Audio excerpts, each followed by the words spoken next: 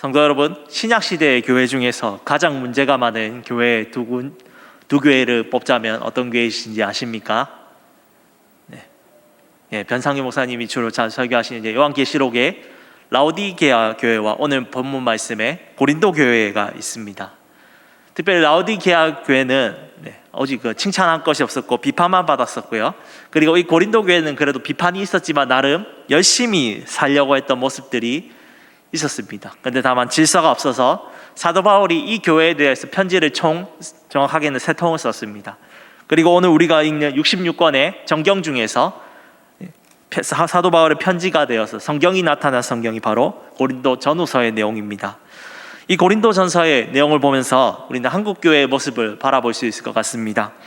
한국 교회는 어떻습니까? 성공한 케이스들을 늘 생각했습니다. 웨일즈 부흥운동, 평양 대부흥운동 하면서 저는 마산에 있을 때는 잘 몰랐지만 아내에게 이제 어게인 1907 할 때 부산의 해운대 바닷가에서 수많은 사람들이 기도할 때에 옥하는 목사님을 비롯한 영적인 기라성들이 오셔서 설교하면서 그 많은 수많은 각성과 회개의 운동을 펼쳤지만 잘 되지 않았던 것을 볼 수 있습니다. 그것을 통해서 우리는 무엇을 알 수 있습니까?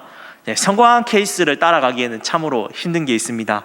하지만 실패한 케이스들을 통해서 우리는 하나님께서 원하시는 교회의 방법과 해결과 그런 회개를 통한 고침들을 우리는 더 쉽게 빨리 발견하고 우리는 변화될 수 있을 것이라고 생각됩니다. 하나님께서는 이 바울을 통하여서 교회를 변화시키기 원하시며 이런 교회가 되라는 마음으로 오늘 고린도전서의 사도 바울을 통하여 우리 고린도 교인들에게 그리고 우리 수정교회 성도들에게 말씀하고 있습니다. 하나님이 원하시는 이런 교회는 어떤 교회입니까? 그 첫 번째는 바로 이런 교회입니다. 바로 거룩한 성도로 살아가는 교회입니다. 하나님의 뜻에 따라 부르심을 받은 바울은 이렇게 말합니다. 1절에 예수의 사도로 부르심을 받았다라고 합니다. 사도는 어떤 존재들입니까? 바로 예수 그리스도의 직속 제자들이었던 11명의 제자들입니다.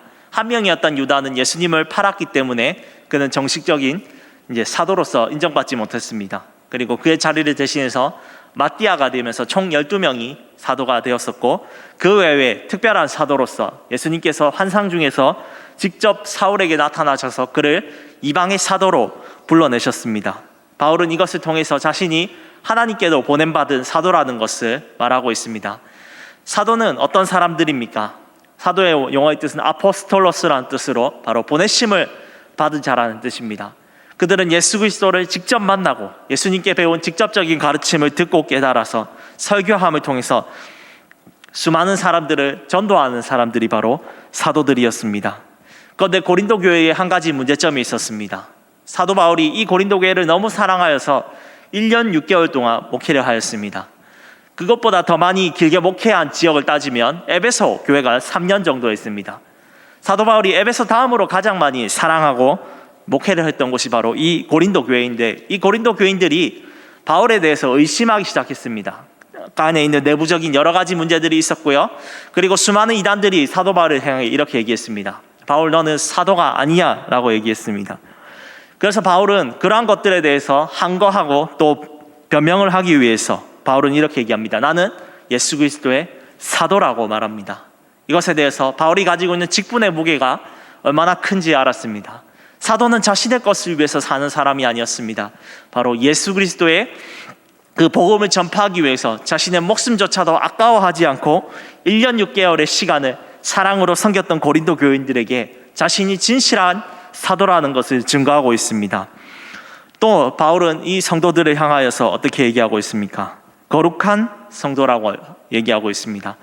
거룩하다는 뜻은 정결하다라는 뜻의 헬라어로서 하나님의 속성을 말하고 있습니다. 하나님은 세상과 분리되셔서 세상이 가지고 있지 않는 깨끗하시고 정결하신 모습들을 가지고 계십니다. 그런데 그 거룩한 속성이 그 옷을 누구에게 입히셨습니까? 바로 성도에게 입히셨습니다. 성도에게 입히심을 통해서 하나님께서 이미 깨끗한 사람들을 부르신 것이 아니라 죄와 어둠과 사망 가운데 있었던 우리들을 부르셔서 양자로 불러주신 것입니다. 그리고 우리를 향하여 너는 거룩한 성도라고 얘기하고 계신 것입니다. 여기에 모인 회중 여러분, 하나님께서 우리를 거룩한 성도로 부르셨음을 여러분 믿으시기 바랍니다. 우리가 어떠한 직분을 받고 그것 이전에 하나님이 우리를 먼저 사랑하는 거룩한 성도로 부르셔서 우리에게 하고 싶은 것이 있으신 겁니다. 고린도 교회 주변에 있는 그 고린도라는 도시는 어떤 도시입니까? 이 부산처럼 항구 무역으로 아주 많은 중개 무역으로 돈을 많이 있는 도시였습니다. 고린도 교회 구성원들은 부자부터 중산층 그리고 상인에 이르기까지 수많은 사람들이 함께 어우러져서 살고 있었습니다. 하지만 이 고린도 안에서 항구 도시들의 문제점은 무엇입니까? 음란과 또는 돈에 대해서 탐욕이 아주 많은 도시였습니다. 그래서 고린도 교회의 모습들을 오늘 이 가운데 살펴보면 세속적으로 타락한 모습들도 아주 많이 있었습니다. 그래서 바울도 사도라고 부인하는 것 가운데서 바울이 너희는 거룩한 성도라고 정말 개인적인 마음으로는 말하고 싶지 않았을지도 모릅니다. 하지만 그들을 거룩한 성도라고 부르신 분이 바로 하나님이시기 때문에 바울은 그들을 향하여서 거룩한 성도라고 얘기하고 있습니다.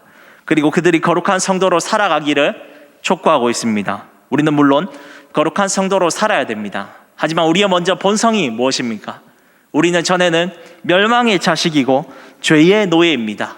우리의 힘으로 스스로 이것을 할 수 없습니다. 바울은 그것을 잘 알고 있기 때문에 3절에 우리가 어떻게 거룩한 성도가 되는지 말씀하고 있는데요. 우리 3절을 함께 읽어보겠습니다. 3절을 읽겠습니다. 하나님 우리 아버지와 주 예수 그리스도로부터 은혜와 평강이 있기를 원하노라. 아멘. 은혜는 무엇입니까? 은혜는 그저 값없이 주시는 하나님의 선물입니다.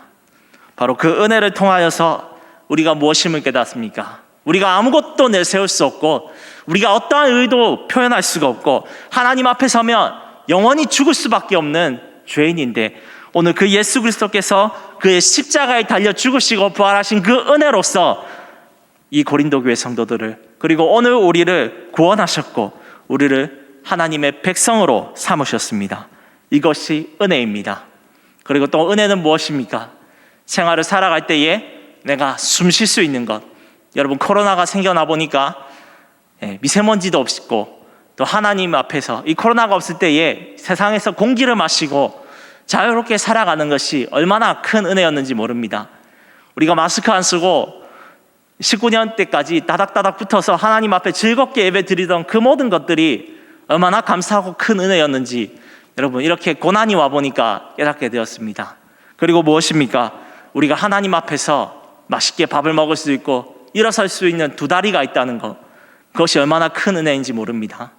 저는 청강학교라는 장애인 학교에서 공익요원으로 복무를 했었습니다. 그곳에 있으면서 수많은 다리가 불편하고 머리가 좀 아픈 친구들을 보면서 느꼈습니다. 하나님께서 나에게 두 다리와 멀쩡한 몸을 주신 것은 내게 바로 하나님의 일을 맡길 수 있는 그 은혜를 주셨음을 정말 많이 깨닫고 그곳에서 일하고 계신 분들이 얼마나 수고하시는지 또 감사하게 생각했습니다. 여러분들 가운데에 하나님의 은혜를 지금도 누리고 계십니까? 내가 살아있고 지금도 숨쉬는 그 모든 것들로 하나님의 은혜로 살아가며 거룩하게 살아가시는 우리 성도 여러분들 되시기 소망합니다. 그리고 그 은혜와 동시에 무엇이 우리에게 있어야 됩니까? 바로 평강이라고 합니다. 평강은 히브리어로 샬롬이라는 뜻입니다. 마음속에 요동치고 다툼과 싸움이 일어나는 이 고린도 교회에게 가장 필요한 것이 무엇이었느냐? 그것은 바로 샬롬, 하나님의 평강이었습니다. 우리 성도 여러분, 이 세상을 살아갈 때에 교회에서 함께 지어져 갈 때에 하나님의 샬롬, 평강이 없으면 어떤 일이 일어납니까? 마음속에 은혜와 평강이 없으면 조그만 것에도 짜증을 내고요, 별것 아닌 일에도 크게 부풀어 올라서 서로 싸울 수밖에 없는 것이 바로 인간의 본성입니다. 제자들에게 두려워하는 제자들이 예수님이 없어서 두려워하고 있을 때에 예수님은 요한복음 15장에 찾아오셔서 무엇을 주셨습니까? 너희에게 평강을 주노라 라고 말씀하시면서 세상이 줄 수 없는 평강을 주시면서 제자들이 굳건하게 교회를 세워갈 수 있도록 하셨습니다. 우리 수종교회 가운데에 어떠한 불안과 어려움이 있습니까? 우리가 코로나가 끝나면 이 어려움을 끊고 다시금 예전처럼 회복할 수 있을까라는 그 두려움이 있으십니까? 이 코로나로 인해서 가정의 경제적인 상황이 정말 궁핍하고 건강이 좋지 않고 나의 기분이 너무 우울해지고 우울증이 걸릴 것만 같은 그 두려움과 내일 일을 어떻게 해야 될지, 내일 또 어떻게 일하고 상사에게 어떻게 깨지면서 일해야 될지 알 수 없는 두려움 속에 있을 때에 주님이 주시는 기쁨이 무엇입니까? 바로 샬롬, 그 평강입니다. 성도 여러분, 주님이 주시는 평안의 기쁨이 여러분들 마음속에 넘치시기를 소망합니다. 어떤 한 집사님이 있었습니다. 이 집사님은 무역업을 하시면서 한 가지 고민이 많으셨습니다. 늘 회사에서 회식을 할 때에 술을 늘 권하시는 것 때문에 너무 많은 고민이 있었습니다. 이거 거래처에 거래를 해야 됐는데 술 접대하고 그 외에 또 룸살롱이나 이런 음란한 문화에 가야 되는 정말 큰 고민들이 많았습니다. 그곳에 가지 않으면 실적이 없고 잘릴 것 같은 그 위기 때문에 집사님이 정말 많은 고민을 하면서 하나님께 기도했습니다. 하나님, 저는 술과 성 때문에 거룩하지 못하는 그 모습으로 살고 싶지 않습니다.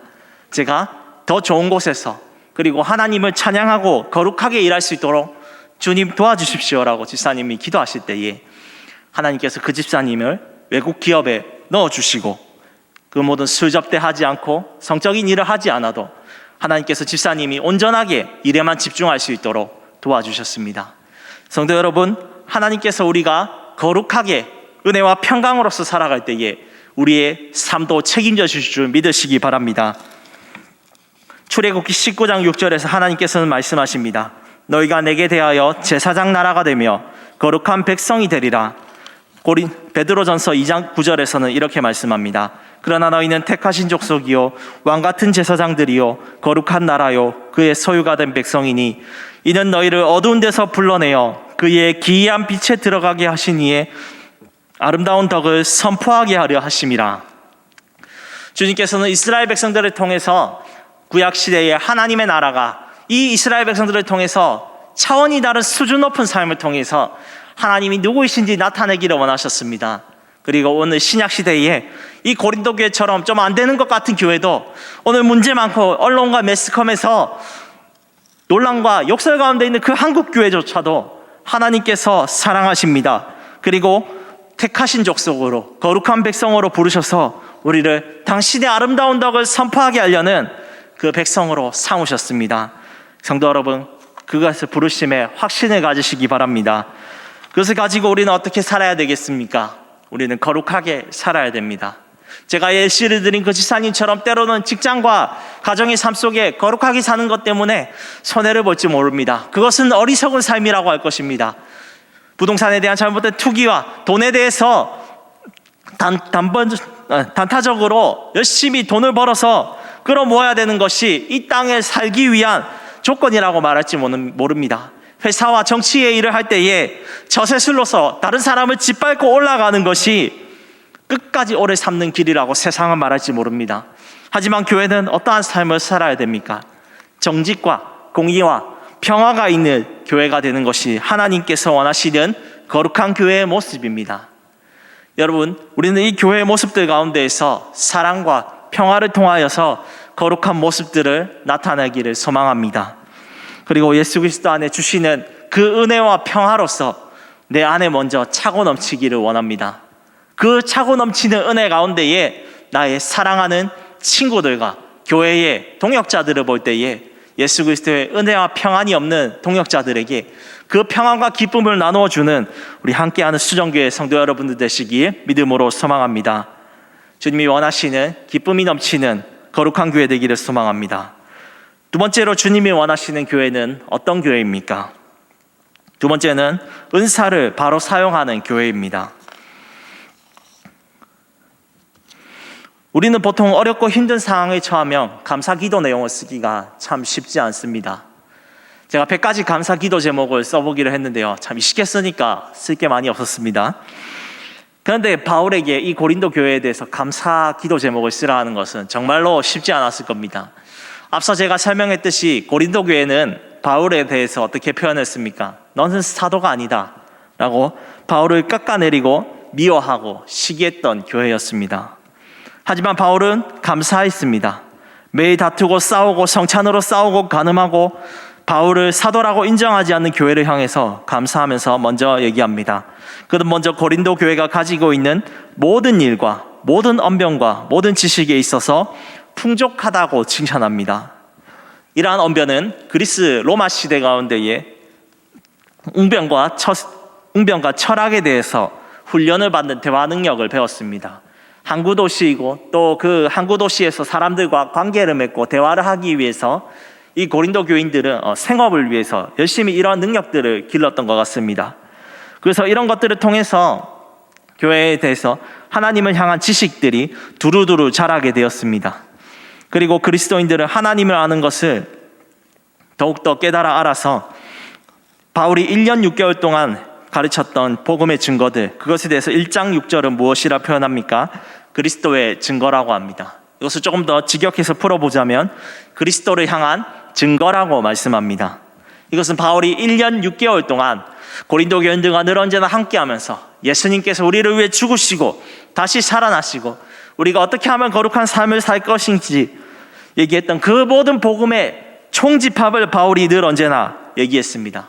고린도 교인들을 이러한 언변과 모든 지식들을 동원해서, 지식의 은사들을 동원해서 어떻게 했습니까?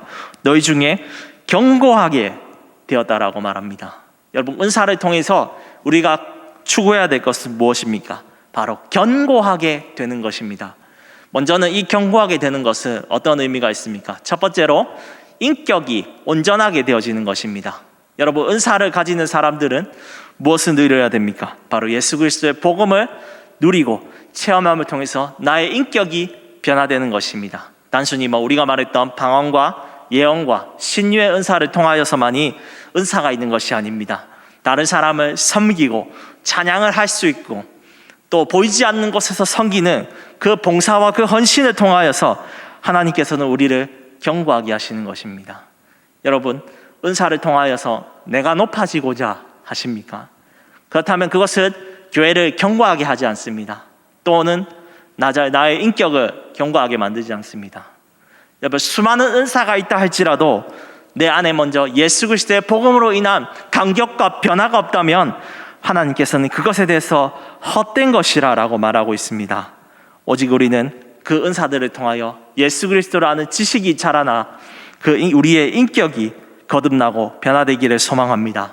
그리고 또한 두 번째로 견고하게 된다는 것은 무엇입니까? 교회 안에 부족하고 연약한 부분들이 있습니다. 때로는 이 연약한 부분들을 보면 한숨이 또 나오고 또 안 되는 것 같고 또 그런 어려움들이 있을지 모릅니다. 하지만 예수 그리스도께서 주시는 그 은사가 있기 때문에 그 부족한 부분들을 내가 이 교회를 위해 채우겠다라고 확신하고 헌신할 때에 하나님께서는 이 교회를 굳건하게 세워주시는 것입니다. 성도 여러분, 우리 가운데에 다양한 은사들이 있습니다. 여러분들은 어떠한 은사로서 우리의 인격을 먼저 다듬겠습니까? 하나님 앞에 헌신하고 또 그를 알아가는 그 지식의 은사 속에서 하나님을 향한 그 뜨거운 마음으로 우리의 삶이 날마다 변화되는 우리 성도들 되시길 소망합니다. 그리고 또한 우리가 가지고 있는 모든 은사들을 내가 드러내고 또 내가 나타나고 내가 살아나고 내가 왕이 되는 그 은사를 쓰는 것이 아니라 예수 그리스도께서 살아있으며 연약한 자를 온전히 도와주고 하나님의 말씀이 늘 언제나 살아있어서 질서가 있고 성령의 뜨거운 능력이 있는 그런 우리 수정교회가 될 때에 하나님이 주시는 은사들이 굳건하게 사용될 줄 주님의 이름으로 믿으시기 바랍니다. 그리고 이 은사들은 무엇을 기다립니까? 우리 주 예수 그리스도의 나타나심을 기다립니다 라고 7절에서 얘기하고 있습니다. 이 은사들은 교회를 세우면서 결국은 무엇을 기다리게 합니까? 예수님의 다시 오심, 예수 그리스도의 재림을 기다리게 합니다. 나중에 고린도전서 15장 부분에 보시면 아시겠지만 부활에 대해서 때로는 좀 잘못된 지식들을 가지고 있어서 사도 바울이 이제 뭐라 하는 장면들이 한 40몇 절씩 있습니다. 하지만 그들은 부활 그 자체를 부인하지는 않았습니다. 예수님께서 다시 오시는 그날 그리고 그 재림의 날을 기다리면서 이 교회가 때로는 지지고 볶고 싸우고 틀어진 것 같아도 견디면서 예수 그리스도의 그날을 기다렸습니다. 성도 여러분, 우리는 이 고린도 교회처럼 예수 그리스도 앞에서 이 은사들을 가지고 교회를 굳건히 세워나가기를 소망합니다. 우리 70주년을 맞이해서 수정교회가 정말 이제 70년 동안의 그 모든 사진과 그 모든 행한 것들을 보니까 정말로 갓부이만 제가 봐도 너무 아름다우신데 너무 아름다운데 하나님이 보실 때에 얼마나 아름다우실지 저는 모르겠습니다. 성도 여러분, 그런데 예수 그리스도께서는 70년, 80년에 끝나는 것이 아니고 내일 오실지도 모르지만 1000년 뒤 오실지도 모르지만 중요한 것은 우리가 그 다시 오심을 믿으면서 우리가 가진 그 은사들을 사용하며 예수 그리스도의 날을 끊임없이 기다리며 이 교회를 굳건하게 할 때에 주님은 반드시 오시는 것을 믿으시기 바랍니다. 그것을 통하여서 우리가 굳건하게 이 교회를 세워나가길 소망합니다. 오늘 그렇게 살아갈 때에 예수 그리스도의 날까지 끝날에 칭찬받으며 상급을 얻는 우리 모든 성도 여러분들 되시기 주님의 이름으로 축원합니다. 주님이 원하시는 교회의 마지막 모습은 무엇입니까? 바로 우리를 견고하게 하시는 예수 그리스도를 끝까지 붙잡는 교회입니다. 우리 잘 아시겠지만 라오디게아 교회와 고린도 교회가 정말로 제일 문제가 많은 교회들이었습니다. 심지어 바울에 대해서 사도라고 늘 언제나 부인하였던 이 사람들을 향하여서 인간적으로 볼 때 바울은 이랬을 겁니다. 나는 너희들을 포기하고 싶다. 하지만 바울 안에 무엇이 있었습니까? 1년 6개월 동안 늘 언제나 함께하면서 아버지와 같은 마음으로, 그리고 그 위에 계신 하나님께서 이 교회를 절대로 포기하지 않는다는 강한 마음이 있었습니다. 그래서 8절과 9절에서 이렇게 말씀하는데요, 우리 9절을 한번 읽어보겠습니다.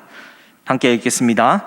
너희를 불러 그의 아들 예수 그리스도 우리 주와 더불어 교제하게 하시는 하나님은 미쁘시도다 라고 얘기합니다. 아멘. 여기서 미쁘시다는 말이 보면 우리는 뭐 들을 때 무슨 말인지 잘 모르겠는데, 영어로 그리고 헬라어로 표현하자면 신실하시다는 겁니다. 즉 시건치 아니하신다는 말입니다. 사람은 약속을 까먹을 때도 있습니다. 부모님이 때로는 돈이 없어서 아빠 좋은 장난감 사줘 하는데 부모님은 돈이 없으면 신실하셔도 약속을 기억하셔도 잘 못 살 수 있습니다. 또 때로는 돈과 능력이 있어도 또 약속을 잘 까먹는 것이 바로 인간 부모님입니다. 하지만 하나님은 어떤 분이십니까? 능력이 무한하십니다. 그리고 그 약속을 절대로 잊어버리지 않으시고 반드시 행하시는 분이 바로 그 하나님이십니다. 사도 바울은 그 하나님에 대해서 무엇이라고 표현합니까? 미쁘시도다. 사람처럼 다르지 않고 신실하시다라고 말씀합니다. 그리고 8절에 보시면 책망할 것이 없는 자로 끝까지 견고하게 하시리라라고 하십니다. 하나님께서는 이 고린도 교회 사람으로 볼 때에 방법이 없습니다. 도저히 답이 없습니다. 백종원의 이제 맛집 솔루션 이런 걸 보시면 아시겠지만, 백종원의 솔루션은 도저히 듣지 않고 자기 마음대로 하는 그 가게들은 필히 망했습니다. 이 고린도 교회도 마찬가지로 사도 바울이 이 솔루션을 자꾸 얘기해 주는 때도 우리는 그냥 이대로 살렵니다 할 때 보통 사람들 같으면 포기하겠지만 그것을 포기하지 아니하시는 분이 누구이십니까? 바로 하나님 아버지, 그리고 그의 아들 예수 그리스도 삼위일체 하나님이 포기하지 않으십니다. 우리 주일날 이영 목사님 강의를 통해서 배운 칼빈주의 5대 교리 중에 마지막 교리가 무엇이었는지 여러분 기억하십니까? 하나님께서 성도를 구원하시되 절대 포기하지 아니하십니다. 한번 정하시고 택하신 성도들은 어떻게 하십니까? 구원받을 때까지 끝까지 참고 인내하신다는 내용이 바로 칼빈주의 5대 교리 중에 성도의 견인입니다. 견인차가 끌고 간다는 의미도 있지만 더 큰 의미는 하나님께서 끝까지 인내하시는 내용이 바로 견인입니다. 어거스틴이라는 유명한 신학자는 37년 동안 방황했습니다. 그런데 그의 방황을 종지부를 찍기 위해서 엄마 모니카라는 여자분이 37년 동안 아들이 방황 속에서 돌아오기를 쭉 기다렸습니다. 그리고 어거스틴이 하나님의 말씀을 읽고 거듭났을 때에 나를 변화시켜준 그 원동력이 무엇이었는가? 바로 나를 포기하지 않으시는 엄마의 기도였구나. 그리고 하나님께서 나를 포기하지 않으셨구나라는 그 기록을 고백록에 담고 있습니다.